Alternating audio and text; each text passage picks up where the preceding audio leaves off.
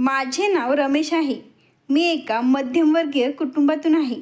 माझ्या आईला माझ्या लग्नाची खूप काळजी होती. ती प्रत्येक दुसऱ्या-तिसऱ्या दिवशी माझ्यासाठी मुलगी पाहायला जायची. पण तिला माझ्या योग्य अशी कोणतीच मुलगी पसंत पडत नव्हती. तिच्या दृष्टीने मी एखाद्या हिरोपेक्षा कमी नव्हतो आणि तिला सूनही सुंदरच हवी होती. आजवर तिने अनेक मुली रिजेक्ट केल्या होत्या. मी अनेकदा आईला समजावले होते की आई, आधी मुलीचा फोटो बघत जा. जर ती आवडली तरच तिच्या घरी जात जा. असं प्रत्येक मुलीला रिजेक्ट करणं चांगली गोष्ट नाही. यावर आई मला ओरडून म्हणायची, तू गप्प बस, मी माझ्या पसंतीने मुलगी शोधेन आणि बघ, मला लवकरच माझ्या मनासारखी सून मिळेल. आईने कित्येक स्थळं पाहणाऱ्यांना सांगून ठेवले होते आणि ती दर दुसऱ्या-तिसऱ्या दिवशी कुठल्या ना कुठल्या मुलीला पाहायला जायची. आजही ती एक मुलगी पाहून आली होती. घरी येताच ती मला म्हणू लागली, मुलगी खूप गोड आहे, तिचा चेहरा गोलसर आहे आणि मला अशाच मुली आवडतात. झिरो फिगर म्हणून असलेल्या काडीसारख्या मुली मला अजिबात आवडत नाही. हो, रंग थोडा सावळा आहे, पण काही हरकत नाही, तुझा रंगही तसाच आहे. तिचा तरी तुझ्यापेक्षा थोडा उजळ आहे. मी शांतपणे आईचे बोलणे ऐकत होतो. खरं सांगायचं तर मी फारसा सुंदर नव्हतो, पण ठीकठाक दिसत होतो. मी व्यवस्थित तयार झालो की 10 लोकांमध्ये उठून दिसायचो. पण हे मान्य करावेच लागेल की पुरुष दिसायला कसा पण असला तरी त्याला स्वतःला आपण चांगलंच वाटतो. लोक त्याच्याबद्दल काय विचार करतात याने त्याला काही फरक पडत नाही. मी आमच्या घरात सगळ्यात लहान होतो. माझा मोठा भाऊ आमच्या घरातील कमावता मुलगा होता. मी मात्र निकम्मा होतो. म्हणजे असे नाही की मी काही करत नव्हतो. मी नोकरी करत होतो, पण पगार एवढा काही खास नव्हता की आजकालच्या महागाईच्या काळात सहज आपला खर्च भागवता येईल. तिकडे आईला मुली पसंत पडत नव्हत्या आणि ज्या मुली तिला पसंत पडायच्या त्या माझा पगार ऐकून नकार देत असत. काय कारण होते कुणास ठाऊक. सगळ्यांना माझा फक्त पगारच का दिसायचा. मी किती हसमुख आणि चांगल्या स्वभावाचा आहे हे कोणाला का समजत नव्हतं ते माहीत नाही. अखेर आईला एक मुलगी पसंत पडली. ती बँकेत नोकरी करत होती आणि तिचा पगार देखील चांगला होता. आईच्या मते ती अतिशय सरळ आणि साधी होती. आई तिची स्तुती करत थकत नव्हती. मी म्हणालो, आई, मला काही हरकत नाही, पण तुला तर माहीतच आहे मला एक गोष्ट आवडत नाही, म्हणजे मुलगी जाडसर नको. आई वैतागून म्हणाली, अरे, ती एवढीही जाड नाही, चांगल्या खानदानी घरची आहे आणि खात्यापित्या घरची असल्यामुळे जरा गोलसर आहे. मी आईचे बोलणे ऐकून माझ्या वहिनीकडे पाहिले आणि विचारले, वहिनी, तुम्हीच सांगा, मुलगी कशी आहे? वहिनीही आईसोबत मुलगी पाहायला गेल्या होत्या. त्यांनी आईकडे पाहिलं आणि आईने त्यांना काहीतरी खुणावले. वहिनी म्हणाल्या, आई सांगतात तशीच आहे. मी तिला फारसे बघू शकले नाही, पण तिने बनवलेले सगळे पदार्थ खूपच चवदार होते. आई म्हणाली, एकतर ती नोकरी करते, पैसा कमावते, त्यात घरातील सर्व कामही करते, मग अजून काय हवे आहे? आई आणि वहिनीच्या इशाऱ्याच्या बोलण्याने मला आश्चर्य वाटत होते. मुलीच्या कुटुंबानेही मला कमी पगार असूनही त्यांची मुलगी दिली आणि आईलाही मुलगी योग्य वाटली. शेवटी नातं पक्क झालं. आता मला फक्त त्या मुलीला पाहायची इच्छा होती, पण आईने नकार दिला आणि सांगितले की त्यांच्या घरात हा रिवाज नाही की लग्नाआधी मुलाने व मुलींनी एकत्र भेटावे. मी म्हणालो, अगदी एकट्यात नाही, पण किमान सगळ्यांसमोर तरी पाहू शकतो ना? तरीही आईने नकार दिला. मी विचारले, अच्छा, मग तू मला फोटो तरी दाखवू शकतेस ना? यावरही आईने मला बरंच काही ऐकवले. त्या घरात असा कुठलाच रिवाज नाही. तिचे वडील आणि भाऊ लग्नाआधी तिचा फोटो दाखवण्यासही तयार नाही. हे ऐकून मी हैराण झालो. आई, हे काय चाललंय? कोणत्या काळात तू जगत आहेस? आजकाल असे कुठे असते का? आई म्हणाली, तुला त्या मुलीचा फोटो का बघायचा आहे? तुला आपल्या आई आणि वहिनीवर विश्वास नाही का? माझ्या हट्टामुळे वहिनी म्हणाल्या, आई, ठीक आहे. जर यांना फोटो पाहायचाच असेल तर मी त्यांच्याकडून फोटो मागून घेते आणि फोटो येताच मी तो फोटो भाऊजींच्या मोबाईलवर सेंड करेल. दुसऱ्या दिवशी माझ्या मोबाईलवर वहिनींच्या नंबरवरून एका मुलीचा फोटो आला. ती खूपच सुंदर आणि गोड दिसत होती. दुबळी पतली, फक्त चेहरा जरा गोलसर होता. मी म्हणालो, वा, ही तर अगदी योग्य आहे. मी उगाच काळजी करत होतो. त्यानंतर मी जवळपास 3 महिने फोटोतील मुलीचे स्वप्न पाहत होतो आणि मनातच तिच्या प्रेमात पडलो होतो. माझ्या सासरच्या लोकांनी मोठ्या हॉलमध्ये लग्नाचे आयोजन केले होते. आई म्हणाली, हुंडाही भरपूर देत आहेत आणि पुढे म्हणाली, शेवटी कमवती मुलगी आहे. माझ्या मुलासारखी निकमी थोडीच आहे. मी काही बोलायच्या आधीच वहिनी म्हणाली, आई, आता बास करा. का बिचाऱ्याच्या मागे लागलात? माझा दीर एवढा पण निकम्मा नाही. दर महिन्याला ते 20,000 रुपये कमवतात. त्यात त्यांची होणारी पत्नीही कमवते आहे. त्यामुळे घर व्यवस्थित चालेल. मी खूप आनंदी होतो की माझी पत्नी सुंदर, स्मार्ट आणि कमवती होती. मला वाटत होतं आता तर माझी लॉटरीच लागली आहे. मी आनंदाने माझ्या मित्रांसोबत आणि वराडासोबत लग्नाच्या हॉलला पोचलो. वधू तिच्या खोलीत होती. माझ्या चेहऱ्यावरचं हसू थांबत नव्हतं. त्यात माझे मित्रही अधूनमधून माझी मजा घेत होते. कारण काही वेळातच माझी सुंदर परी स्टेजवर येणार होती. पण काही वेळाने जेव्हा ती आपल्या मैत्रिणींसोबत स्टेजकडे येऊ लागली तर तिला पाहून मला धक्काच बसला. ही मुलगी तर तशी नव्हती जशी मी फोटोमध्ये पाहिली होती. हिचं शरीर खूपच जाड आणि भरदार होतं. तिला पाहून मी काही क्षणांसाठी माझा श्वास घेणंही विसरलो होतो. ती खूपच जाडसर होती आणि लग्नाच्या साडीत अजूनच मोठी दिसत होती. चेहऱ्यावर इतका मेकअप थापला होता की तिचा खरा चेहरा ओळखणे शक्य नव्हते. जेव्हा ती माझ्याजवळ येऊन धपकन बसली तेव्हा माझ्या तर अंगातलं रक्त सळसळलं. मी आई आणि वहिनीवर एक कटाक्ष टाकला. दोघी हसत होत्या आणि वधूचं कौतुक करत होत्या. मला तर असं वाटत होतं की जे फुलांचे हार माझ्या गळ्यात घातले होते ते काढून फेकून द्यावेत आणि तिथून निघून जावं. मी खूपच चिडलेलो होतो. सावळ्या किंवा काळ्या रंगाच्या मुलीसोबतही मी राहू शकलो असतो, पण एवढ्या जाड मुलीसोबत राहणं मला अशक्य वाटत होतं. काही वेळाने जेवण वाढलं, पण मी काही खाल्लं नाही. माझ्या सासूबाईंनी मला महागडं घड्याळ दिलं. आईला सोन्याचे झुमके आणि वहिनीला सोन्याची चेन. वधूनेही भरपूर दागिने घातले होते. आई हे सगळं पाहून खुश होती. पण मी ठरवून टाकलं होतं की या मुलीचा मी कधीच मनापासून स्वीकार करणार नाही. विदाईनंतर जेव्हा आम्ही घरी पोचलो तेव्हा वहिनी वधूला माझ्या खोलीत सोडून बाहेर आली. आई म्हणाली, खूप दमलो रे बाबा. जेवण मस्त होतं. खूप चांगल्या पद्धतीने लग्न झालं. चला आता सगळे आपापल्या खोल्यांमध्ये जा. पण मी तिथेच बसलेलो होतो. आईने पाहिलं की मी अजूनही चिडलेलो आहे म्हणून ती म्हणाली, तू असा तोंड फुगून का बसलास? जा, तुझी बायको तुझी वाट पाहत असेल. मी संतापून म्हणालो, बायको? हिला बायको म्हणायचं? अशी बायको असते का? अगं, ही तर पूर्णपणे ढोल आहे.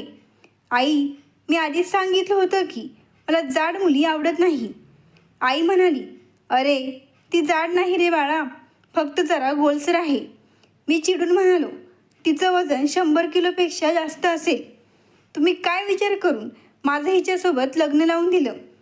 आई म्हणाली, मग काय तुझ्यासाठी आकाशातून अप्सरा घेऊन यायची होती का? 20,000च्या नोकरीवर तुला कोण देणार सुंदर मुलगी? आई, एक वेळ सुंदर नसली तरी चाललं असतं, पण मला एवढी जाड मुलगी नको होती. आई म्हणाली, मग काय केलं असतं? कोण तुला मुलगी देणार होतं? मी रागाने म्हणालो, मी त्या खोलीत जाणार नाही आणि तिला स्वीकारणारे नाही. ही तुमच्या पसंतीची सून आहे. आता तुम्हीच तिला सांभाळा. माझे पप्पा जे बराच वेळ झालं शांत बसले होते. माझं व आईचे बोलणे ऐकून ते अचानक चिडून माझ्या दिशेने आले आणि माझी कॉलर धरत म्हणाले, तू हे काय बोलतोस? पप्पा, मी खरं बोलतोय. मी तिच्यासोबत आयुष्य घालवू शकत नाही. पप्पा संतापून माझ्या कॉलरला जोरात धरून म्हणाले, जर तू काही तमाशा घातलास तर मी विसरून जाईन की तुझं नुकतंच लग्न झाले. शांतपणे खोलीत जा आणि नवऱ्याने बायकोशी जसं वागावं तसं वाग. जर मला काही तक्रार मिळाली तर बघ मी काय करतो. पप्पा माझ्यावर एवढे रागवत होते जसं मी एखादा 10 वर्षांचा मुलगा आहे आणि जबरदस्तीने त्यांची गोष्ट ऐकावी. मी गप्प बसलो आणि खोलीत गेलो, कारण मला भीती होती की ते सर्वांसमोर माझी इज्जत घालवतील. खोलीत गेल्यावर आत माझी बायको बेडवर बसलेली होती, पण तिला पाहताच माझा मूड खराब झाला. मनात आलं की तिला सरळ सांगावं ती माझ्या योग्य नाही, पण मला पप्पांचे ते शब्द आठवले. मला समजलं की हे सगळं पैशांचं गणित आहे. वधूच्या आईने सोन्याचे दागिने दिले आणि त्यामुळे घरचे खुश होते, पण माझ्यासाठी याला काहीच अर्थ नव्हता. इच्छा नसतानाही मी तिच्यासमोर बसलो. ती माझ्याकडे हसत पाहत होती, कदाचित या आशेने की मी तिचं कौतुक करेन आणि तिच्याशी प्रेमाच्या गप्पा मारीन. पण मी तिचा फोटो पाहिला होता. ती वेगळीच होती. चेहरा तुळत होता, पण ती मुलगी बारीक सडपातळ झिरो फिगर असलेली मुलगी होती. आता मला समजलं की वहिनीने मला जो फोटो दाखवला होता तो कोणा दुसऱ्या मुलीचा होता. खिशातून मी अंगठी काढली आणि तिच्या हातावर ठेवली. ही तुझ्या बोटात घाल. हे ऐकून तिने अचानक माझ्याकडे पाहिले. मी म्हणालो, हे बघ माझं डोकं फार दुखत आहे, त्यामुळे मला झोपायचं आहे. मला वाटतंय की माझा BP वाढलाय, म्हणून मला त्रास देऊ नकोस. असं म्हणून मी वॉशरूममध्ये गेलो. फ्रेश झाल्यावर मी बेडवर जाऊन पडलो. मी तिच्यावर रागही काढू शकत नव्हतो आणि तिला हेही सांगू शकत नव्हतो की माझ्या बेडवरून तुझं हे जड शरीर उचल आणि सोफ्यावर झोप. कारण बाबांनी जी धमकी दिली होती त्यामुळे ते सगळ्यांसमोर माझी बेइज्जती करू शकले असते. आई वडील मुलांच्या भावना का समजून घेत नाहीत? त्यांनी माझ्याबद्दलही विचार करायला हवा होता. त्यापेक्षा मी लग्नच केलं नसतं तर बरं झालं असतं. 1-2 वर्षात माझी चांगल्या ठिकाणी नोकरी लागली असती किंवा मला प्रमोशन मिळालं असतं. कदाचित माझा पगार 20,000वरून 40,000 झाला असता. पण माझ्या बाबांना वाटलं की मी आयुष्यभर 20,000च कमवणार आहे. मी मनात माझा पगार स्वतःच वाढवत चाललो होतो. पण माझ्या आईवडिलांनी माझ्या डोक्यावर म्हशीसारखी बायको बसवली होती, जी मला अजिबात शोभत नव्हती. खरं तर मी बेडच्या दुसऱ्या बाजूला झोपून माझा लॅम्प बंद केला, पण तिच्या बाजूचा लॅम्प अजूनही चालू होता. ती अजूनही बेडवर बसून होती. कदाचित तिला माझ्या वागणुकीची अपेक्षा नव्हती. थोड्या वेळाने ती उठून वॉशरूममध्ये गेली. मला खूप वाईट वाटलं. आजच्या रात्रीबद्दल काय काय विचार केला होता, पण जे झालं ते झालं. ती वॉशरूममधून परत आली आणि मी कधी झोपलो ते मला कळलंच नाही. सकाळी डोळे उघडले तेव्हा ती अजूनही गाढ झोपलेली होती. मी नकळत बाजू फिरवली आणि माझं लक्ष तिच्या चेहऱ्यावर गेलं. जाडसर चेहऱ्याची, ओबडधोबड नाक, अगदी तिच्या शरीरासारखीच होती. मी लगेच उठून बसलो. तयार होऊन बाहेर जाण्याआधी मी तिला उठवलं आणि म्हणालो, बाहेर सगळे तुझी वाट पाहत आहेत, लवकर तयार होऊन ये. मग मी तिला हेही सांगितलं, हे बघ माझ्या आणि तुझ्यामधल्या कोणत्याही गोष्टी बाहेर गेल्या नाही पाहिजेत. ती गप्प होती, पण तिच्या डोळ्यात निराशा स्पष्ट दिसत होती. माझ्या मनात एकच गोष्ट होती, लवकरात लवकर भरपूर पैसे कमवायचे आणि या मुलीला माझ्या आयुष्यातून काढून टाकायचं. मी कुठल्याही गोष्टीची तडजोड करू शकतो, पण एका जाड मुलीसोबत लग्न करून कधीच समाधानी राहू शकत नाही. आमच्या लग्नाला 1 आठवडा झाला, पण मी तिला कधीच स्पर्श केला नव्हता. खरं तर तिच्याकडे बघण्याचीही गरज वाटली नव्हती. 8 दिवसानंतर ती म्हणाली, नक्की तुम्हाला काय हवे आहे? मी म्हणालो, म्हणजे? मी तिचा प्रश्न समजून चुकलो होतो, पण मुद्दाम अनभिज्ञ असल्यासारखं केलं. ती म्हणाली, आपलं लग्न झालं आहे, पण तुम्ही माझ्यापासून अंतर ठेवत आहात. यावर मी तिला म्हणालो, माझ्या घरच्यांनी माझ्यासोबत खूप मोठा स्कॅम केला आहे. मी तिला तिचाच फोटो दाखवला आणि तो पाहून ती काहीशी गोंधळलेली दिसली. मी विचारलं, तू वहिनीला तुझा फोटो पाठवला होता का? ती म्हणाली, हो, पण मी तसाच पाठवला होता. कदाचित तुमच्या वहिनीने त्यावर फिल्टर लावले असतील. मी कधीच माझ्या रूपाबद्दल खोटं बोलले नाही. मी म्हणालो, पण मला फिल्टर लावलेला फोटो मिळाला होता. आता सांग, ज्या मुलाने त्या सुंदर चेहऱ्याच्या मुलीचे स्वप्न पाहिले असेल, तो तुला कसा ॲक्सेप्ट करू शकतो? बघ, मला तू अजिबात आवडत नाहीस आणि मला तुझ्याशी कोणताही संबंध ठेवायचा नाही. हे ऐकून ती काही वेळ गप्प राहिली. मग म्हणाली, तुम्ही हे लग्नाच्या पहिल्या रात्री का सांगितलं नाही? मी म्हणालो, जरी मी हे सांगितलं असतं तर तू काय केलं असतं? ती म्हणाली, मी त्या रात्रीच खोलीतून बाहेर गेले असते आणि सगळ्यांना विचारलं असतं की तुम्ही तुमच्या मुलाचा होकार घेतला होता का? आणि मी माझ्या घरी परत निघून गेले असते, जेणेकरून सगळ्यांना कळलं असतं की मी जशी गेले तशीच परत आले. 8 दिवसांनी तुम्ही माझ्याकडे सफाई मागते आणि तेही मी विचारल्यानंतर.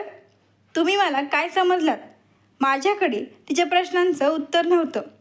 मी म्हणालो, माझ्या आईवडिलांनी मला धमकी दिली होती.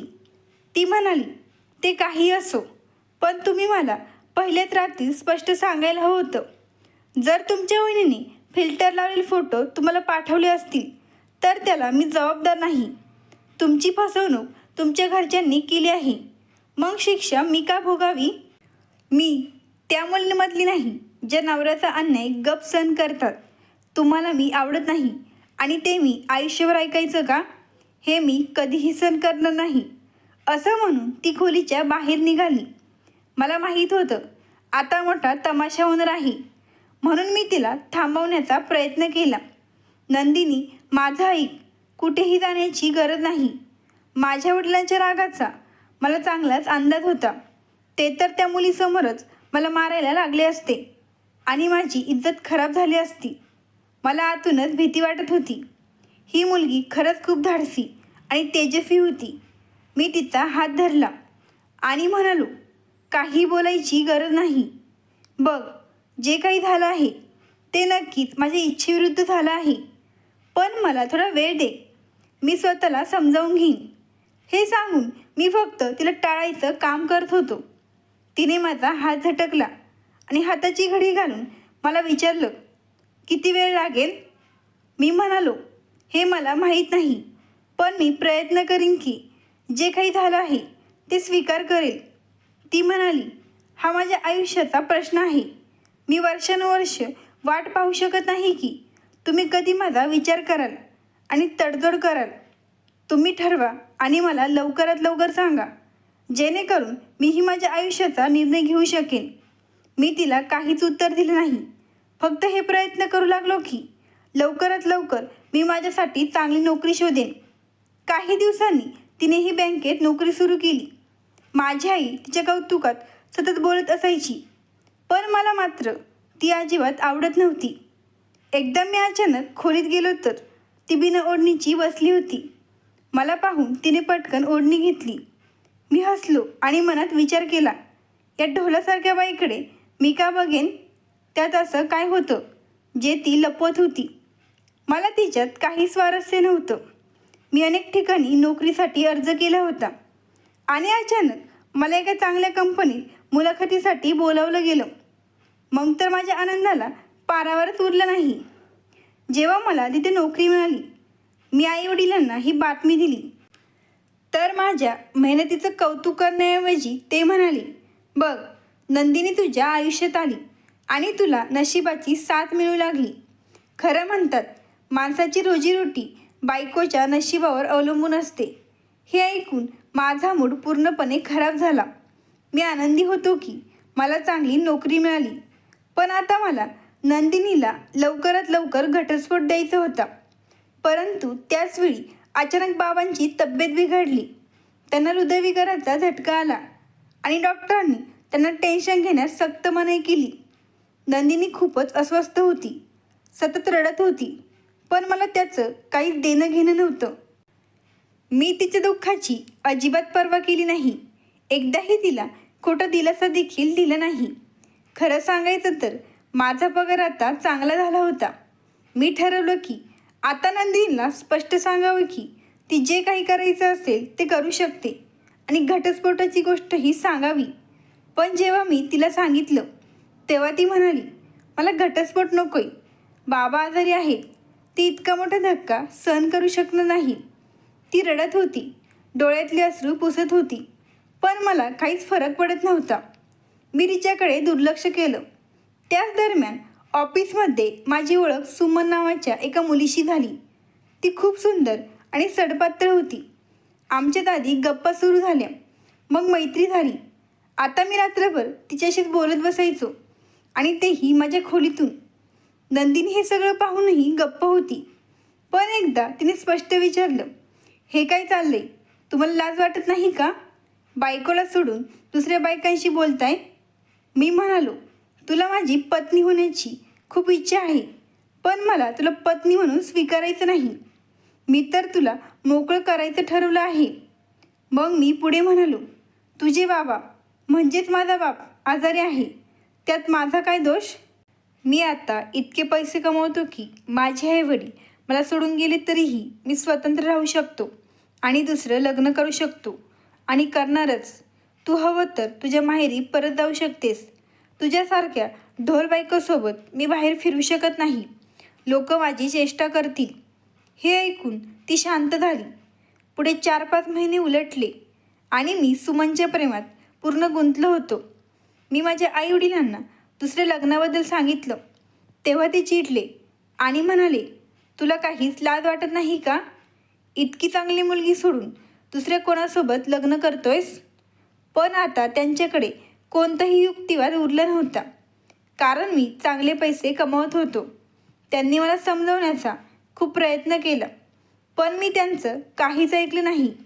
आणि मग शेवटी मी सुमनशी लग्न केलं आणि तिच्यासोबत वेगळं घर घेऊन राहू लागलो. आता माझं आयुष्य जणू आनंदाने भरून गेलं होतं. माझी पत्नी सुमन खूपच सुंदर होती. तिच्यापुढे मी काहीच नव्हतो. जर मी तिच्यासोबत कुठे बाहेर गेलो तर तिच्या सौंदर्याच्या पुढे माझा सावळा रंग आणखीनच काळा सावळा दिसायचा. लोक आमच्या जोडीला पाहून विचित्र विचित्र बोलायचे. आम्ही एकत्र चालत असू तेव्हा लोक आमच्या जोडीला ब्लॅक अँड व्हाईट म्हणत चेष्टा उडवायचे. तर तिकडे नंदिनी डॉक्टर मेहता यांच्या मदतीने वजन कमी करण्याचा निर्णय घेते. ती कठोर परिश्रम करते, आहार आणि व्यायामाचे नियम पाळते, आणि काही महिन्यात तिचे वजन लक्षणीयरित्या कमी होते. एकदा मी आणि सुमन एका पार्टीला गेलो होतो. तिथे सुमनच्या मैत्रिणीने मला पाहून तिला बाजूला नेलं आणि म्हणाली, तुझा नवरा तर तुझ्या पुढे अगदी लंगोर दिसतो. तू इतकी सुंदर आहेस. तुला तर कोणीही तरुण देखणा मुलगा मिळू शकला असता. मीही तिथंच उभा होतो. हे ऐकून मला खूप राग आला. जेव्हा आम्ही घरी परत आलो तेव्हा मी सुमनला म्हणालो, तुझी मैत्रीण खूप उद्धट आहे. ती आरशासमोर उभी राहून दागिने काढत होती. ती म्हणाली, काय उद्धटपणा केलाय तिने? मी म्हणालो, ती माझ्या कमीपणावर बोलत होती आणि तू शांत उभी राहून सर्व ऐकत होतीस. ती म्हणाली, तर मग यात काय चुकीचं आहे? तू आरशात तुझं रूप पाहिलंस का? मी जेव्हा पार्टीत जाते तेव्हा मला लाजल्यासारखं होतं. आणि माझी मैत्रीण बरोबरच बोलली, माझ्याशी कुठलाही देखणा तरुण मुलगा लग्न करू शकला असता, पण मी तुझ्या प्रेमात आंधळी झाले होते. मी सुमनच्या बोलण्याने आश्चर्यचकित झालो. आता तर ती माझ्याशी सतत भांडायला लागली होती. माझ्या सावळ्या रंगावर टोमणे मारायची आणि मी निमूटपणे ऐकत राहायचो. ती माझ्यासोबत फक्त माझ्या पगारामुळे राहत होती. लवकरच कंपनीकडून मला 4 चाकी गाडीही मिळणार होती. पण अचानक एके दिवशी माझा अपघात झाला. माझी बाईक थेट ट्रकला धडकली आणि ट्रकचं टायर माझ्या पायावरून गेलं. मी रस्त्यावर वेदनेने ओरडत होतो आणि काही वेळातच मी बेशुद्ध पडलो. जेव्हा मला शुद्ध आली तेव्हा मी रुग्णालयात होतो. डॉक्टरांनी माझा अर्धा पाय कापला होता. हा धक्का माझ्यासाठी खूप मोठा होता. सुमन रुग्णालयात होती. जेव्हा तिने मला शुद्धीत पाहिलं तेव्हा ती माझ्या जवळ आली. मी म्हणालो, सुमन, माझ्या आईवडिलांना कळव, मला त्यांना भेटायचं आहे. सुमनसाठी मी माझ्या आईवडिलांना दुखावलं होतं. लग्नानंतर मी त्यांच्याशी एकदाही संपर्क केला नव्हता. सुमन म्हणाली, मलाही याचं समाधान आहे की तू तुझ्या आईवडिलांना कळव आणि त्यांच्यासोबतच राहा, कारण आता मी तुझ्यासोबत माझं आयुष्य वाया घालू शकत नाही. तू आधीच कुरूप होतास आणि आता अपंगही झाला आहेस. अपघातात तू तुझा एक पाय गमावला आहेस. तिचं हे ऐकून मी म्हणालो, सुमन, मला यावेळी तुझी खूप गरज आहे. मी लवकरच उपचार करून बरा होईन आणि कंपनीसुद्धा मला आर्थिक मदत करेल. ती म्हणाली, कुठली कंपनी? तुझ्या अपघाताची बातमी कळल्यापासून बॉसने तुझ्या जागी दुसऱ्या व्यक्तीला ठेवून घेतले. ती माझा फोन हातात देत म्हणाली, जितक्या लवकर शक्य होईल तितक्या लवकर मला घटस्फोट दे. हे सांगून ती निघून गेली. मी मात्र सुन्न होऊन तिच्याकडे पाहत राहिलो. मला विश्वासच बसत नव्हता की पत्नी अशी सुद्धा असू शकते. मी खूप अस्वस्थ झालो होतो. तणावामुळे अगदी निराश झालो. शेवटी मी माझ्या घरी फोन केला. माझे आईवडील, माझे बहीण भाऊ सगळे तातडीने रुग्णालयात पोहोचले. एवढंच नाही तर नंदिनी देखील आली. तिला पाहून मी चकित झालो. मला वाटलं होतं की ती कधीच माहेरी निघून गेली असेल, पण ती माझ्या घरच्यांसोबत राहत होती आणि तिने तिचं वजन पूर्ण कमी केलं होतं व ती खूपच स्मार्ट दिसत होती. माझं दुःख पाहून तिच्या डोळ्यात अश्रू आले. हे माझ्यासाठी खूप मोठं आश्चर्य होतं. माझे आईवडील मला मिठी मारून रडत होते. पप्पा माझ्या जवळ बसून म्हणाले, तू काहीही काळजी करू नकोस. 3 महिन्यानंतर माझ्या आईवडिलांनी मला घरी नेलं.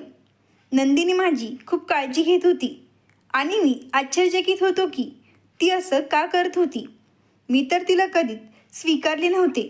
नेहमी तिला जाड, ढोल असं बोलायचो. सतत तिला टोमणे मारायचो. ती ऑफिसला गेली की आई आणि बहीण माझी काळजी घ्यायच्या. पप्पाही माझ्याकडे खूप लक्ष द्यायचे. मी तर त्यांच्यापुढे डोळे उचलून पाहण्याच्या लायकही राहिलं नव्हतो. हात जोडून मी सगळ्यांची माफी मागितली.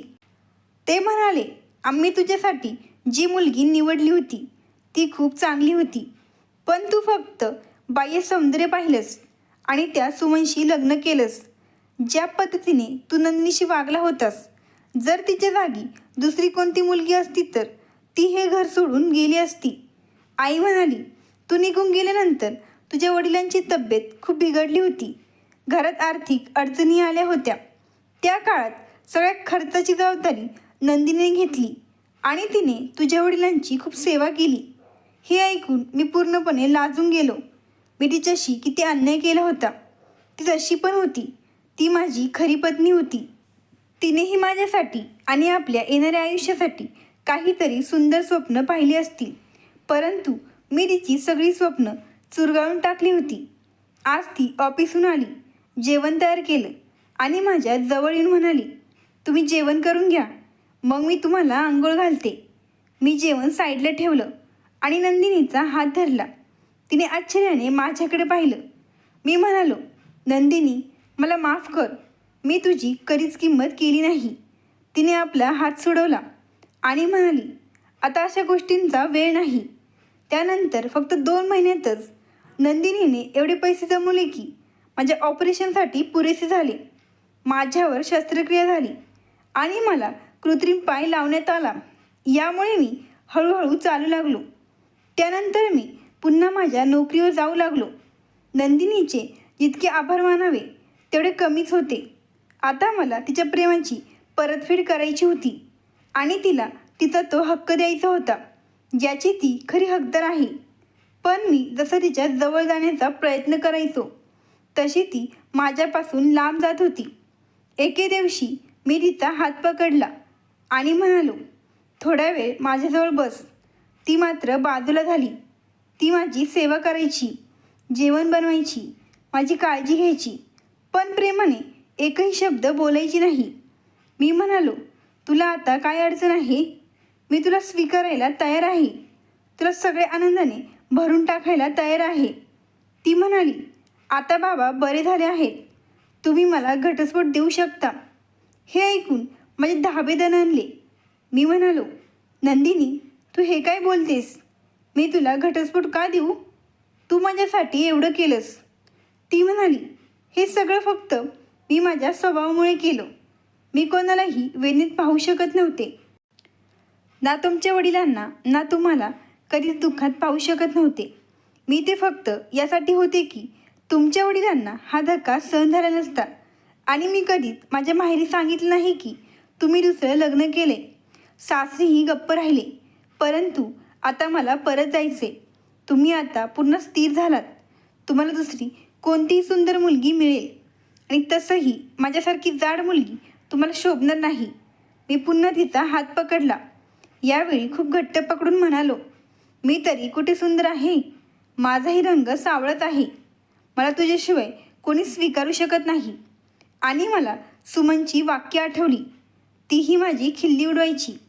मी विसरून गेलो होतो की माझ्यातही काही कमतरता आहे आणि मी फक्त नंदिनीचं दोष पाहत होतो. मी तिचं जाडसर शरीर पाहिलं, पण तिचं सुंदर मन कधीच पाहू शकलो नाही. परंतु जेव्हा मला माझ्या चुका कळल्या तेव्हा मला नंदिनीचं महत्त्व समजलं. सुमनसारखी मुलगी माझ्या सौंदर्याने लवकरच कंटाळली होती, पण नंदिनीने कधीही माझ्यावर तोंडसुद्धा उचलून बोललं नव्हतं. माझ्या डोळ्यात पाणी आलं, तिच्याही डोळ्यात अश्रू होते. मी म्हणालो, तू मला माफ करू शकतेस का? मी मोठी चूक केली आहे. मला हवी ती शिक्षा दे, पण मला तुझ्यापासून वेगळं करू नकोस. मी हात जोडले. तिने माझे दोन्ही हात धरले आणि म्हणाली, माझी लाज घालू नका. मी तिला अलगद मिठीत घेतलं. आज लग्नाच्या 2 वर्षानंतर मी तिला तिच्या प्रेमाचा हक्क दिला. आता आमच्या लग्नाला 6 वर्ष झाली आहेत. आजही ती तशीच आहे, पण आता मला कुठल्याही सुंदर मुलीपेक्षा ती जास्त सुंदर वाटते, कारण तिचं मन खूप सुंदर आहे. देवाने आम्हाला एक मुलगा आणि मुलगी दिली आहे. कधीही कोणाच्या बाह्य सौंदर्याकडे पाहू नका. त्याच्या रंगावर किंवा शरीरयष्टीवर प्रेम न करता त्याच्या मनाच्या सौंदर्यावर आणि संस्कारावर प्रेम करा. तुमचं घरसुद्धा स्वर्ग बनेल, जसं की माझं बनलं आहे. मित्रांनो, जरी कथा आवडली असेल तर लगेच सबस्क्राईब करा. धन्यवाद. आभारी आहोत.